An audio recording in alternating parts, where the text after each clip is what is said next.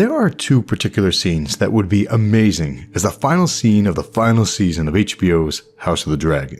This video presents one of those. The scene I am going to suggest does not happen in the books. This is speculative, but just a heads up, there are going to be spoilers from the books, major spoilers for House of the Dragon. Rhaenyra hoped that the war would begin and, if the gods were good, end with diplomacy.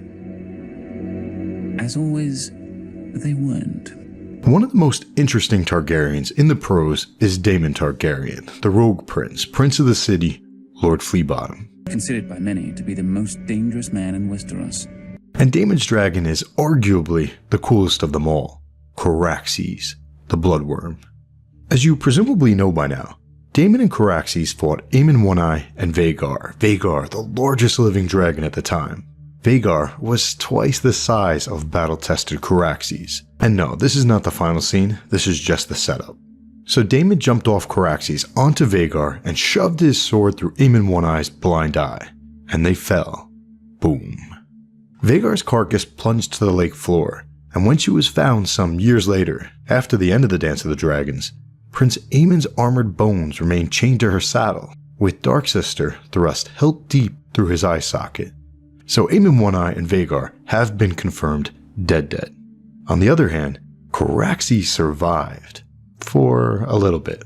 Gutted, with one wing torn from his body and the waters of the lake smoking about him, the Bloodworm found the strength to drag himself onto the lake shore, expiring beneath the walls of Harrenhal.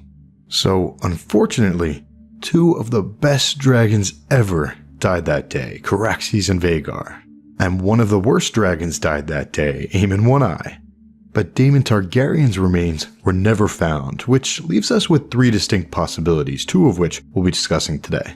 First, Daemon just died, nothing more to it. This is what most fans will likely take from the story. But his remains were never found, so what if he survived? When Nettles left Daemon, she turned her dragon toward the Bay of Crabs and vanished in the morning mist, never to be seen again at court or castle.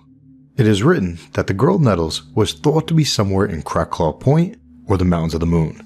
And later, there are accounts of a brown worm, a fire witch, and a dragon woman in the mountains. So Nettles and Sheepstealer appeared to have stayed in Westeros. Wouldn't it be great if several episodes after Daemon seemingly dies, or even a season or two after Daemon seemingly dies, the final scene in the final episode of House of the Dragon is a heartwarming epilogue-type scene of Daemon, Nettles, and Sheepstealer, living on, in love. And ideally, Nettles is naked. But bad jokes aside, I do not believe that that's what happened to Daemon.